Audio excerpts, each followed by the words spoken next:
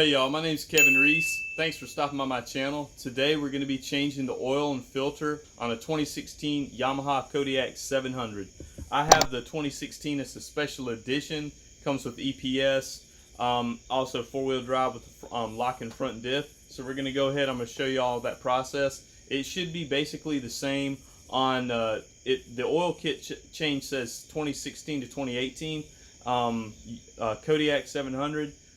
The process is pretty similar on the Grizzly 700. I think there may be some differences. I'll show you all some more information on the box. So you can see I picked this oil change kit up here, quality Yamaha 1040. So if you come around to the back of this box, you can see it lists all the different models with the capacity and the part number for the oil filter, the drain gasket. And you can see we're right down here at the bottom, 16 to 18 Kodiak 700 four-wheel drive, 2.22 US quarts, and you got your part number and everything right there. So let's go ahead and get started. All right, so first things first, what you want to do is go ahead and make sure the ATV is warm. The engine is warmed up so the oil will drain more freely. Next, you want to come over here and locate your oil dipstick. Go ahead and pull it out. This will let the oil drain quicker. Next, you want to come under the ATV, get you a 14mm socket, a ratchet. You want to come under the ATV and locate your drain plug, which is right here. So your drain plug is going to be this large center hole on your skid plate. Go ahead and get your socket on. Make sure it's snug. Turn it counterclockwise to loosen. Alright, so once you've got your bolt broke free, go ahead and start turning your bolts out by hand and get ready because the oil's going to come running out.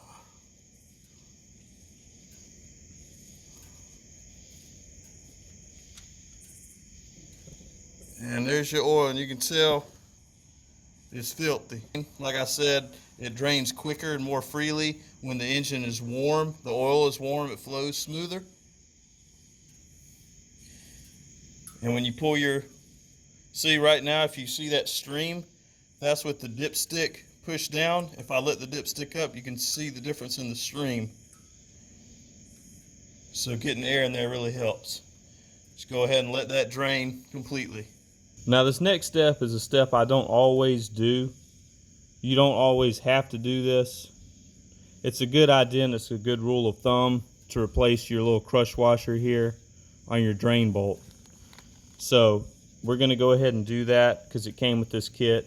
This is your part number. This is a genuine Yamaha crush washer here for your oil drain bolt. So you just remove this old one. All right, and once your stream is completely stopped of oil, you can see we've got our new crush washer on this drain bolt. Go ahead and reinsert it. Snug that baby down. Make sure you always start it by hand. Just go ahead and snug it up.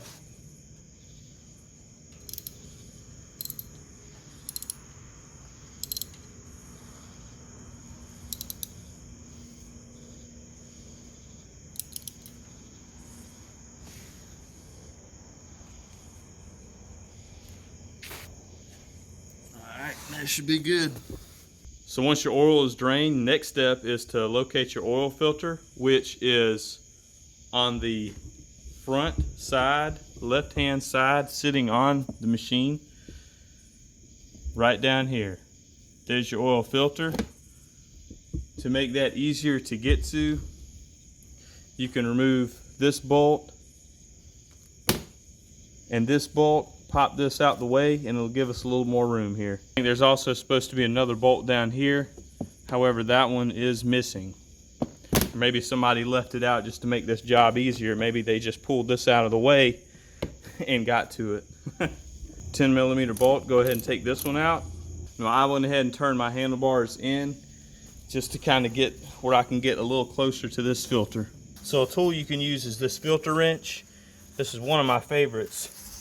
Take you a 1/2-inch breaker bar, just pops in the end here. Now this filter wrench works, it's a strap essentially what you do is you just put this around and wrap it in this fashion up around your filter, and then you turn whichever direction you're turning. So if you want to tighten or loosen. So to loosen it, we're going to put it on this way, and it's going to go on, tighten up, and it will turn it off. We're going to go ahead and put our filter wrench on and take this filter off. So I turned the handlebars out this way. It actually gave me a little more room inside, and I'd be lying if I said that that was easy to get loose, because it was on there super, super tight. Now that it's loosened, you can see you can turn it by hand.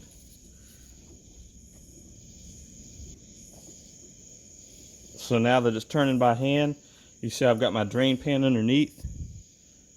Just gonna have to just screw this off. You can see I got some oil dripping out there. Pan's in place. Go ahead and spin this old filter off, and I'll show y'all something to look for. And I know you've heard me mention it in my other videos. Always, always, always make sure when you pull this old filter off that you see that old gasket in place and not stuck to the engine block. And as you can see, this one is in place, so we are good to go. All right, so we can go ahead and open our new filter. I've already inspected it, but like I said, make sure your gasket's in place. Filter looks good, not dinged, bent up or anything. So first thing you do before you put this filter in, get your oil. Go ahead and open this up.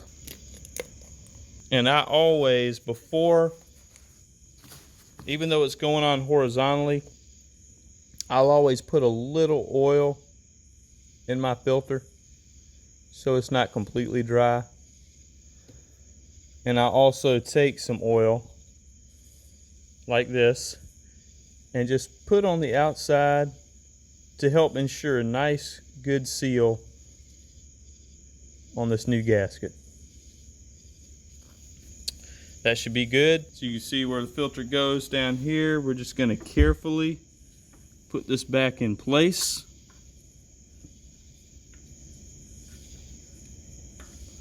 I usually screw it back a little quarter of a turn counterclockwise to get it started. And then once I feel like you see it spins freely, that's money. So you go ahead and tighten that joker as tight as you can get it by hand. So now once we got that tight, I just wiped some of the excess oil that was down here in this area. And then we can go ahead, spin this bad boy back up into place, and put our screw back in. Now once we're done playing up underneath the four-wheeler, we can come up here topside. And this little oil change kit that I got is pretty cool. It actually comes with a little funnel, a disposable funnel. Tear it off, pop open and pour, which it's pretty convenient. It's a nice little touch that Yamaha included that. So we're going to use it. Like I said, this holds 2.22 quarts, and from what I saw online on the forums, some people said that they either had, when it had 2.22 quarts, that there was not enough oil in it, that it wasn't on the stick. And when I got this four-wheeler, I'll show you the dipstick here. The oil was actually at the bottom of those hash marks, so it actually wasn't even touching those hash marks that you can see on the dipstick. So those hash marks right here, it was right to the bottom. It wasn't even in the hash marks. So that told me that I'm guessing if it's like most vehicles, this is a quart down to the bottom is a quart difference, so a quart low. Or maybe this is half a quart, I'm not really sure. But we're gonna find out today. We're gonna get to the bottom of this oil mystery. So I just grabbed one of my own funnels I had, because this just works better. So pop it in. Now this is gonna be 1 quart of oil, and we're gonna get to the bottom of this oil mystery that I've seen in these online forums.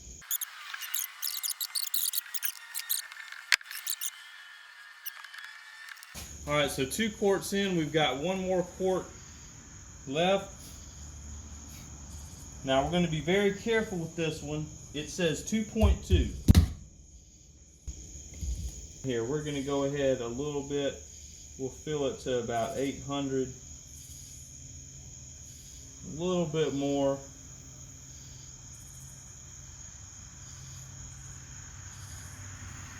That is roughly, you can see that line, that's roughly where we should be.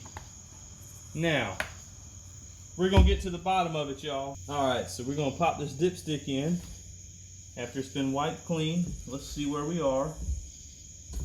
Pull this out, nice and clean. It looks like we're in between the hash marks. It's difficult to see, but we're in between the hash marks with the oil. It's very clean. So that looks right. What we're gonna do now, I'm gonna start this up real quick and let it run. Now that everything's in, it's always a good idea to do this and start it up and check for leaks first off. So now that that's in, our bolt's tight, we have what we think is the correct amount of oil.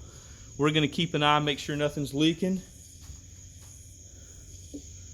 Fuel injected, I'm not used to this coming from that 05 Kawasaki with the dual carbs on it.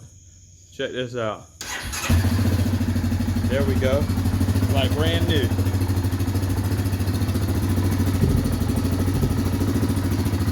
Make sure we don't have any leaks anywhere. Always start it up and check for leaks. Everything looks good.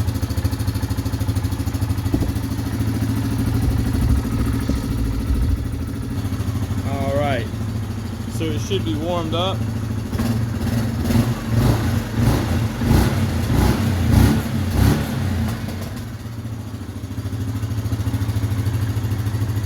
Everything should be good and warm. We're gonna shut her down and let it drain. That ain't good. Bad omen. We're gonna shut this down and let it drain.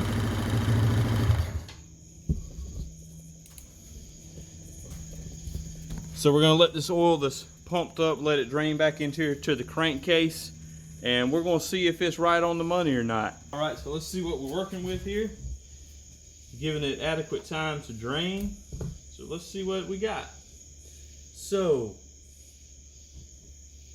I'm gonna give this a quick wipe. Pop it back in. This oil is super clean now. And we've got, so if y'all can see, this oil is not even touching the dipstick. It's not even touching the bottom of the hash mark, if you can see that.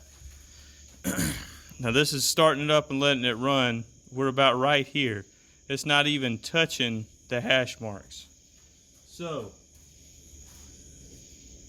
and you can see before it was about full. So we're gonna add a little more oil to it. 9,000, so half exactly is gonna be 500. So we're right at the 500 ml mark, which is right at half of a US quart. So right now, it calls for 2.22. Y'all can see that didn't even have it on the stick. And that was an issue, like I said, in the forums. Guys were having that issue. So if Yamaha is putting 2.22 in this, I mean, it's running with low oil all the time. Not critically low. I mean, it was touching the hash mark. But when I went to get it, I asked the guy, was it using oil? And he said he didn't know anything about it. And that it wasn't. So I don't even think they knew. Let's see where we're at now.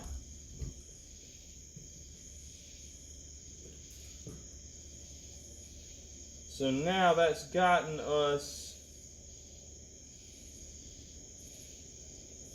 wipe it again real quick.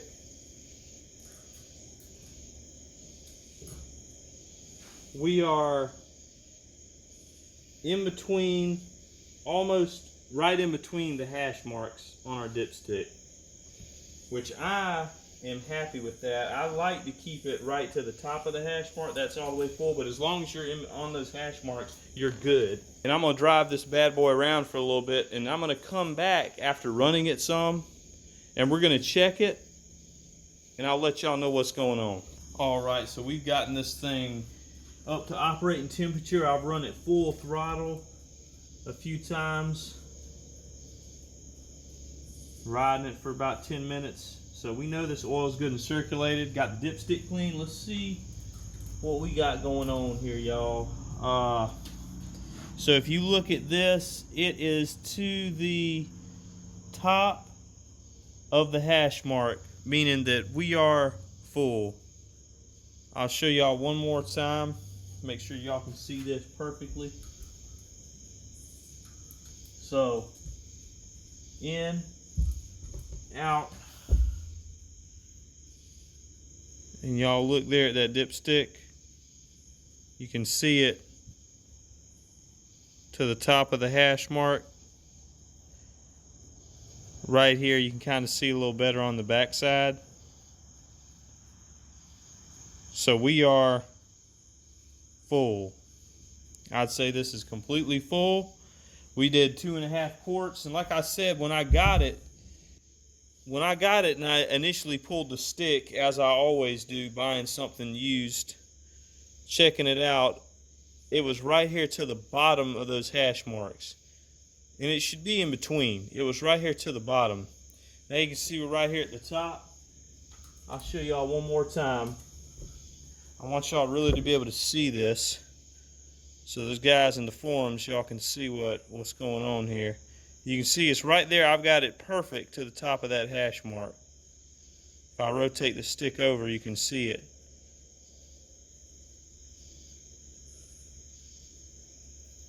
So right in here. So it's good. You pop your cover back on.